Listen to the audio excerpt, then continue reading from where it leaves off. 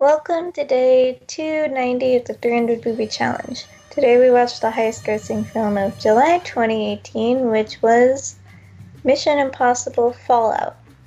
It's interesting that every single one of these movies that we've seen feels very different. Yeah, Yeah, it because does.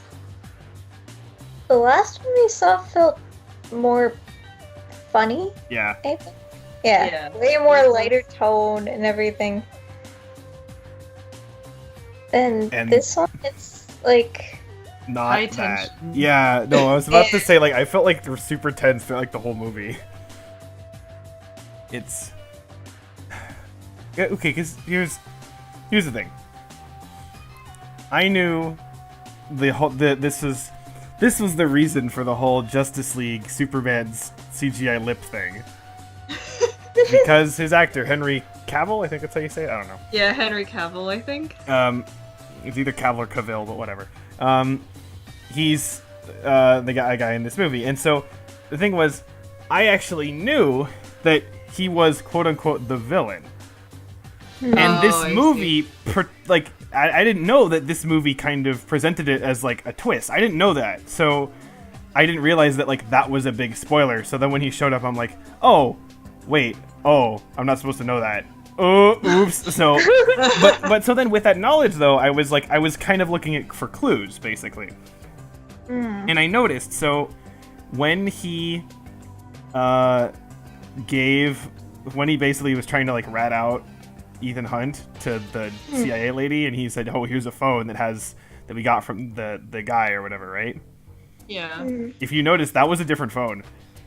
Yeah. So. So, Yeah, the original phone I was damaged, and that one wasn't. So, yeah, I was ooh, kind of sneaky. So there was that. Again, just some behavior. If you notice, he's kind of looking around. He's kind of looking around at people, a little sketch-like at points. So, yeah, it was kind of interesting scene. I was like, huh, interesting. And then, of course, when they're describing, someone who would be close and be able to, figure things out kind of from the inside and leak information, and it's he's describing it like it's Ethan Hunt, but it's you're completely describing yourself, So Yeah. it was kind of interesting just knowing that going into this. It didn't I wouldn't say it took away from it, but well, okay, I kind of you knew / I told you that at least he was in this movie, but you didn't. Did you know Yeah. he was the villain? no. I do I mean- very, very vaguely, because I also watched a maybe different review about Justice League and the CGI lip. Hmm. Why don't you just let Superman have a mustache? But Tara, you didn't know? I didn't know. I didn't know about the Justice League mustache either. Well, so what did you think about his reveal and the twist in that? I mean, I think it was. So we went through the whole plot twists need to be in movies and stuff, right? And Mhm. we've been through really stupid plot twists where we're this literally was not necessary. Why did you do this? In this case, I think it actually did play a very good role and stuff. And while you do have suspicions and stuff about it, especially in the very beginning and stuff, I don't think it took away from the movie either. No, I don't think it did. It was it was kind of interesting to just see how they gave hints to the audience, if you were paying attention to certain details like the phone or how he spoke, then it's am I supposed to suspect you, or is this another cop out? Yeah. Because Yeah. I guess the thing is with how they used to do plot twists, it was it literally came out of nowhere. There was no hints or anything that it was going to happen. Right, and- because they're all obsessed about, oh, you didn't see it coming, and it's that's not what makes a twist good. Yeah. So yeah,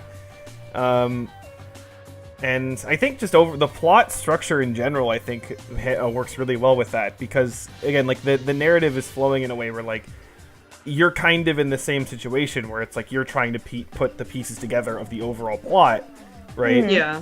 So having that involved in there, I think works really well. I think I really like the plot for this and how it was presented, and going through things like that.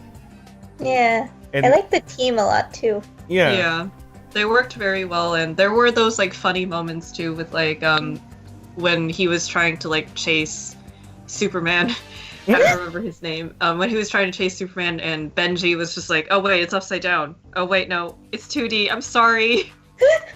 Yeah, and I remember, I think we said this for 2, because there's that, the whole face mask thing, right?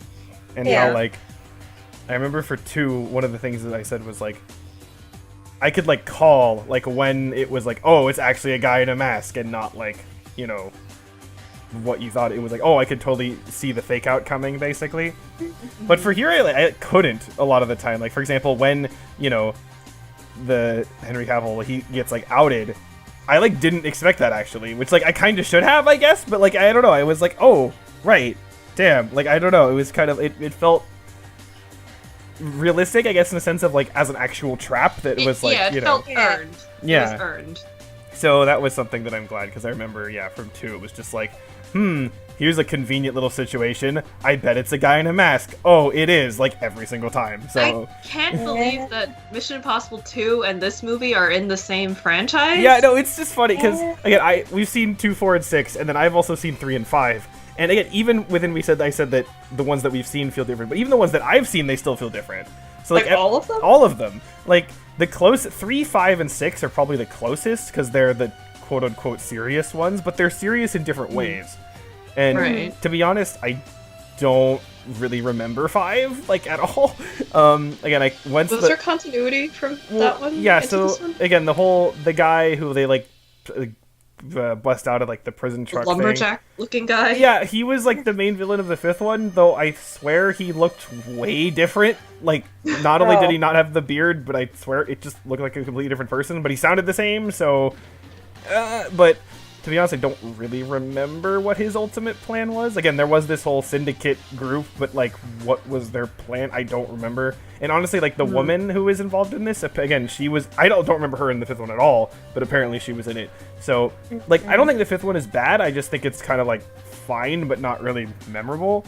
I know some people, like, really like it, but I'm just kind of, like, yeah. Like, I think, I like 3, 4, and 6 better than 5. Even though 3 is more mixed, I think the best stuff of 3 elevates it over 5. But, yeah, so it was interesting. So there is some, but, like, there's not a lot. Or it's not like you were lost or whatever, going through stuff. Yeah. But, yeah, and...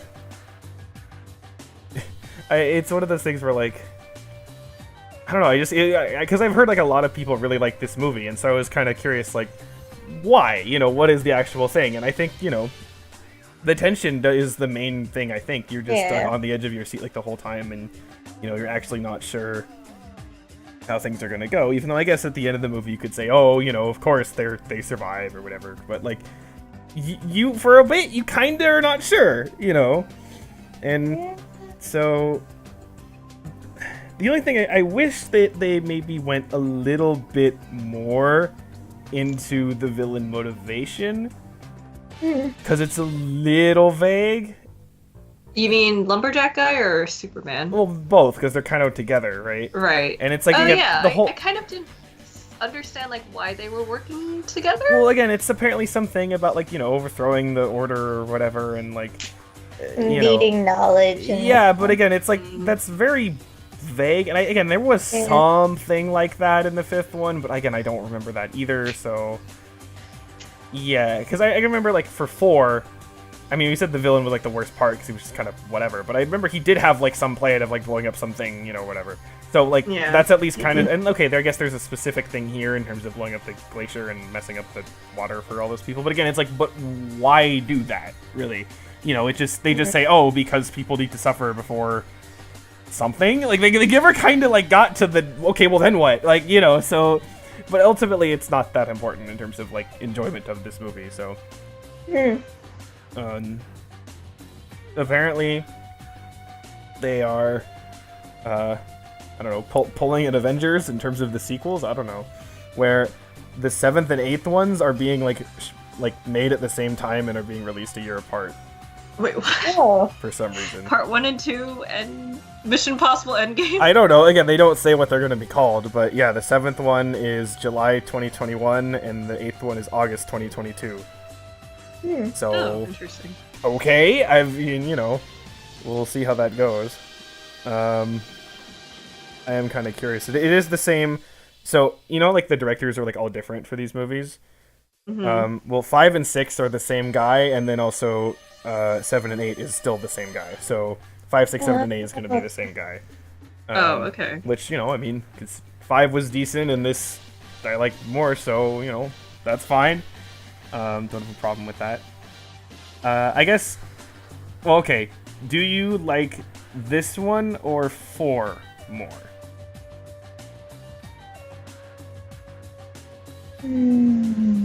They're so different. I don't know I how know. to Yeah, compare it's them. really Yeah, hard. it is very hard to compare. Because 4 is like, it has so many funny moments. Like, I still remember like the projector scene where they're moving the screen and the guy's just like, Yeah.